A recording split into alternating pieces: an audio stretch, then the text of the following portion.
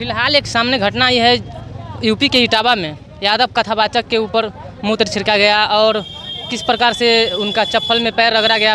जो ब्राह्मण समाज की महिलाएं थी उनके पैर में रगड़ा गया और उसके बाद उनका सर मुड़ दिया गया और कई प्रकार के जो अभद्र गालियां हैं जो हम यूट्यूब पर नहीं दे सकते हैं, ये हमारी कम्युनिटी गाइडलाइंस के अगेंस्ट है। लेकिन उसमें उस घटना को आप किस प्रकार देख रहे हैं? देखिए, ये हमारे SC ST OBC समाज में जो यादव वर्ग है, मैं भी यादव हूँ। इस देश में जो यादव हैं अपने आप को छत्री समझते हैं और सीना तान के चलते हैं कि मैं छत्री हूँ। उनको छत्री का नशा उतार दिया, हिंदू का भूत उतार दिया। वहाँ पर वो बहुत हिंदू बन के चलते थे। अरे उसको जाना चाहिए था क्या करने, उसको चाहे प्रियार ललित सिंह यादव की आपको कथा करना चाहिए था, रामास्वामी नायकर की कथा करना चाहिए था, उसको बुद्ध की कथा करना चाहिए था, उसको बाबा साहब की कथा करना चाहिए था, उसको छत्रपति शिवाजी महाराज, छत्रपति साहू जी महाराज की कथा करना चाहिए था, उसको शहीद जगदेव बाबू की कथा करना चाहिए था। वो चल दिया जाके भागवत कथा करने के लिए, तो गलत करने के लिए गया, तो गलत करने के लिए उसको उसका जो है भुगतना पड़ा। अब उसको कम से कम पता चल गया ना कि मैं शूद्र हूँ। अरे ये तो जाके भागवत कथा कर रहा था। अखिलेश यादव से बड़ा कोई इस देश के अंदर नहीं है। अखिलेश यादव जब CM हाउस में जब गए थे तो वही ब्राह्मणों ने गोमूत्र से अति को CM हाउस को धोने का काम किया और तब उनको पता चला। अखिलेश यादव वही अपना बयान दिए कि अब मुझे पता चला कि मैं शूद्र हूँ, जब गोमूत्र से धोया गया उनके पार्लियामेंट को तब।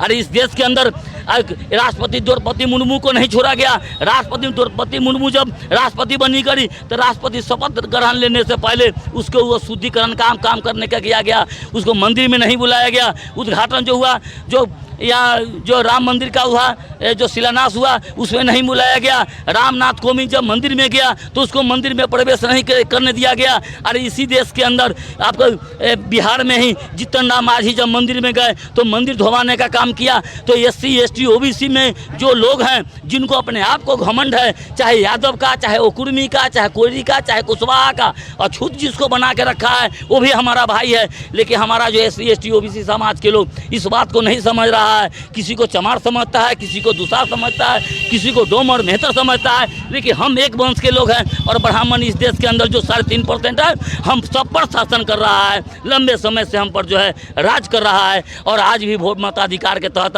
हमारा मताधिकार से वंचित किया जा रहा है। लेकिन इस मनुस्मृति कब तक चला? 1950 26 जनवरी 1950 में मनुस्मृति जो है लागू हुआ। 26 जनवरी को 25 जनवरी 1950 के 12 बजे रात्रि तक इस देश के अंदर कौन सी कानून लागू था हमारे समाज के लोगों को नहीं मालूम है। 25 जनवरी 1950 के 12 बजे रात्रि तक इस देश के अंदर यही मनुस्मृति लागू था और इसी मनुस्मृति के तहत देश जो है चल रहा था। लेकिन इस मनुस्मृति को बाबा साहब भीमराव अम्बेडकर ने जलाया और जला करके एक मानवतावादी समतावादी भारत का संविधान लिख दिया। और भारत का संविधान इस तरह का संविधान लिखा, भारत का संविधान लिखा और भारत के संविधान में समस्त मानव को इक्वल बनाया। इसमें न कोई ब्राह्मण है, न कोई क्षत्रिय है, न कोई वैश्य है और न शूद्र है, सब एक समान है। इस तरह की जो व्यवस्था ब्राह्मणों ने बनाया था, ब्राह्मण, क्षत्रिय, वैश्य और शूद्र, बड़ा बाबा साहब भीमराव अम्बेडकर ने इसको बराबर करने का काम किया। और भारत में जब भारत का संविधान लागू हुआ तो हमारे SC ST OBC 90% जो भारत के मूल निवासी है उनको पढ़ने लिखने का मौका मिला, उनको धन संपत्ति रखने का मौका मिला, हमारी महिलाओं को पढ़ने का मौका मिला। और उसी समाज से, जिस समाज से जिसको अछूत बना गया था, जिसको जो है अधिकार वंचित किया गया था, उसी समाज की महिलाएं IAS IPS doctor engineer professor जब बनने लगी। हमारे समाज के लोग जो ज़मीन पर रहा करते थे, जिनको गुलामी करना, जिनको अधिकार दिया गया था, उसी समाज के लोग IAS IPS doctor engineer professor जब बनने लगे तो यही मनुवादी व्यवस्था के लोग, वह कौन लोग थे जिसने हमने खटिया पर नहीं बैठने दिया। खटिया मेरा, लेकिन हम अपने दरवाजे पर उसके सामने खटिया पर नहीं बैठ सकते थे। चप्पल मेरा, हम अपना चप्पल हम खुद नहीं पहन सकते थे। जिसको चप्पल जूता नहीं पहनने दिया गया, जिसको खटिया पर नहीं बैठने दिया गया, जिसको वेद देखने पर आँख फोड़ दिया गया, जिसको वेद की आवाज़ सुनने पर कान में गर्म शीशा डाल दिया गया, जिसका उच्चारण करने पर जीभ काट लिया गया। इस तरह से कुटिल और नीतिंग की जो व्यवस्था थी, इस व्यवस्था को बाबा साहब ने संविधान लागू कर उसको समाप्त करके अब भारत का संविधान लिख दिया।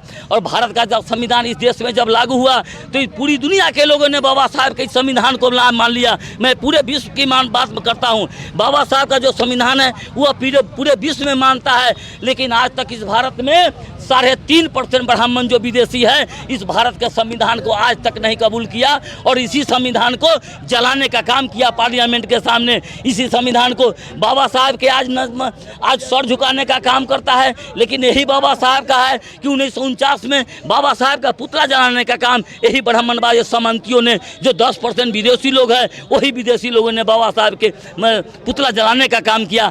तो उनको स्पष्ट रूप से भारत के संविधान से डर है और भारत के संविधान में जो अधिकार दिया गया वो मताधिकार का प्रयोग दिया गया। बाबा साहब ने कहा 1950 के पहले हमको वोट देने का अधिकार नहीं था, वो राजा महाराजा वो हुआ करते थे, वही सामंती राजा हुआ करते थे, हमारे लोग गुलाम हुआ करते थे। कुछ लोग कहते हैं उच्च वर्ग के जो भी है या वो कह रहे हैं कि संविधान ने ही जाति बांटी थी। नहीं, एक मिनट, आपको सबसे पहले ये बता देना चाहता हूँ कि आज बीजेपी कौन है। बीजेपी वही है चूँकि 1950 के पहले जो सामंती था, जो खटिया चौकी पर नहीं बैठने दिया, जो आँख फोड़ दिया, जो जीभ काट लिया, जो चप्पल जूता नहीं पहनने दिया, जो हमको सोटा से मारता था, वही आज है, वही बीजेपी है इस देश के अंदर। बस ये भारत का संविधान जब लागू हुआ, जब इसमें लोकतंत्र लागू हुआ, तो लोकतंत्र में वो बीजेपी बन के वो बैठा हुआ है पार्लियामेंट में, और पार्लियामेंट में बैठ के और हमको मताधिकार, चूँकि मत का अधिकार बाबा साहब भीमराव अम्बेडकर ने 1950 में दिया और कहा कि जाओ आज के बाद मैं भारत का संविधान दे के जा रहा हूँ, आज के बाद किसी रानी के पेट से राजा पैदा नहीं होगा, भारत का संविधान है और एक भिखारी भी वोट डालेगा और एक राष्ट्रपति भी वोट डालेगा और दोनों के वोट का बराबर वैल्यू होगा और दोनों मिलके इस देश में लोकतंत्र की स्थापना होगा। लेकिन ये ब्राह्मणों को ये व्यवस्था मंजूर नहीं था। वो व्यवस्था, वो बाबा साहब ने इस व्यवस्था को, ये देश के मनुवादियों ने, आरएसएस ने इस व्यवस्था को कबूल नहीं किया और उसी समय वो संकल्प ले लिया कि हम भारत के संविधान को समाप्त कर देंगे, ख़त्म कर देंगे। और जो मताधिकार, तो किसी के चाहने से भी नहीं होगा कि भारत का संविधान खत्म हो जाएगा जब तक कि भारत की न्यायिक व्यवस्था रहेगा। लेकिन आप जो कह रहे हैं कि इतनी सारी यातनाएं दी गई, ये जलील किया गया जो यादव कथावाचक हैं, तो फिर अखिलेश यादव उनको सम्मानित भी कर रहे हैं, इसको किस प्रकार देख रहे हैं? वो क्या कीजिएगा, गुलाम लोग है, वो गुलाम लोग है। अखिलेश यादव की बात करता हूँ, वो गुलाम लोग है, उसको बेशर्म है, थोड़ा सा भी शर्म नहीं आ रहा है कि जिस यादव समाज को इस तरह से घृणित उसके साथ कुकर्म किया, जो उसके साथ खुद किया था, आज उसी मनुवाद को बढ़ावा दे रहा है। वो निर्लज आदमी है, मैं उसको नहीं मानता हूँ और वो हमारे SC ST OBC समाज का वो दुश्मन है। अगर ईमानदारी पूर्वक अगर इस देश में तुम बहुजन समाज के, बहुजन महापुरुषों के विचारधारा पर अगर चलना चाहते हो तो बाबा साहब भीमराव अम्बेडकर के मार्ग पर चलो, बाबा साहब के बताए हुए संविधान के रास्ते पर चलो। वो भी तो भारत के संविधान को लेकर आगे बात करते हैं और बोलते हैं कि हम संविधान के सपोर्ट में हैं और संविधान को लेकर मानने वाले लोग हैं। तो आप कह रहे हैं कि खिलाफ है हमारे समाज तो भारत के संविधान को जो मानने वाले लोग हैं, तो क्या वो जो कथावाचक जो किया, माथा छीटने का काम किया, माथा छीलने का काम किया और जो मुँह पंडितान का मुँह पिलाने का काम किया, तो क्या संविधान के दायरे में था? संविधान के दायरे में वो क्यों नहीं बोला कि भारत के संविधान में सबको बराबर कहा, जो ज्ञानी होगा वो कथावाचक करेगा। इसके पहले यामिनी साहू को टॉर्चर किया, यामिनी साहू जो कथावाचक थी उसको भी किया, उसके बाद देविका पटेल थी, उसको कथावाचक थी, उसको भी वंचित करने का काम किया। तो क्या ये भारत के संविधान के दायरे में किया?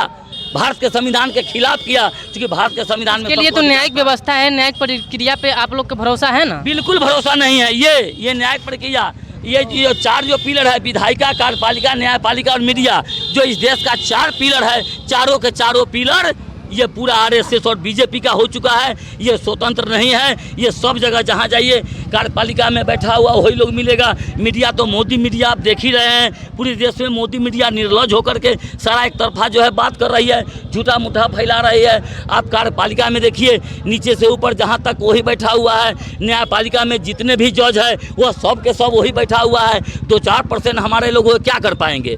2-4% लोग क्या कर पाएंगे? High court, lower court, supreme court सब वही बैठा हुआ है। थक हार करके हम जब यहाँ से जाएंगे तो न्यायालय में जाएंगे और जिसके खिलाफ यहाँ बंद कर रहे हैं, इसी का बाप वहाँ बैठा हुआ है, वहाँ भी हमारी बात को सुनने वाला नहीं है।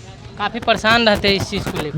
बिल्कुल हमारा आंदोलन बहुत लंबे समय से चल रहा है और SC ST OBC जो 90% भारत के मूल्यवासी है, मैं उसको कहता हूं कि तुम जगो। अब कब जगोगे? चूँकि अंतिम समय चल रहा है।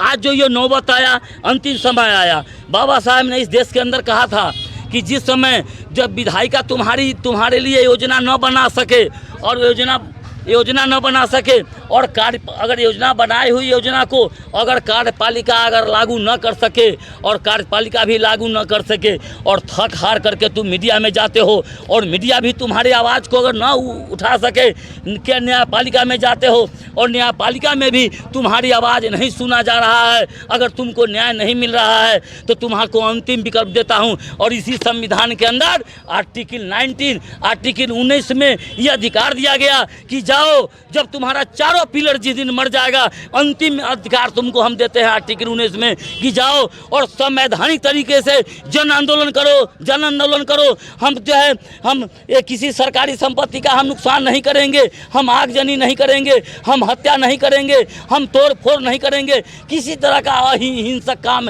हम नहीं करेंगे, लेकिन संवैधानिक तरीके से हम इस तरह से सड़क जाम करने का, अपना अधिकार को मांगने का और आंदोलन करने का अधिकार भी बाबा साहब अम्बेडकर ने आर्टिकल 19 में दिया। और इसी के तहत आज हम आंदोलन कर रहे हैं और यह आंदोलन मताधिकार से वंचित करने का है। और हम SC ST OBC समाज को, जो 90% समाज है, हमको इसको अधिकार वंचित करके, वोट के अधिकार से वंचित करके आगे की जो प्लानिंग है हम लोगों को पता है, क्योंकि हम इसकी स्टडी करने वाले लोग हैं। इस देश के अंदर आगे क्या होना है हम लोगों को पता है, इसलिए इस देश में पहले हमको अधिकार वंचित करेगा। हमको इसको मतदान नाम दे दिया, मतदान नाम इस संविधान में नहीं है कहीं, मतदान करने की चीज़ नहीं है, मताधिकार लिखा हुआ है और मताधिकार को हम लोगों ने मतदान कर दिया। और इस मतदान के बदौलत जान रहा है कि इसी मतदान के बदौलत आज SC ST OBC के लोग, चाहे वो वार्ड सदस्य बन रहा है, मुखिया बन रहा है, सरपंच बन रहा है, जिला परिषद बन रहा है, मुख्यमंत्री प्रधानमंत्री बन रहा है, मंत्री संतरी बन रहा है, इसी संविधान के बदौलत। अगर ये संविधान नहीं रहेगा तो कोई भी नहीं बनेगा, उनका डिक्टेटर चलेगा और हमको मताधिकार से हमको वंचित करने का इसका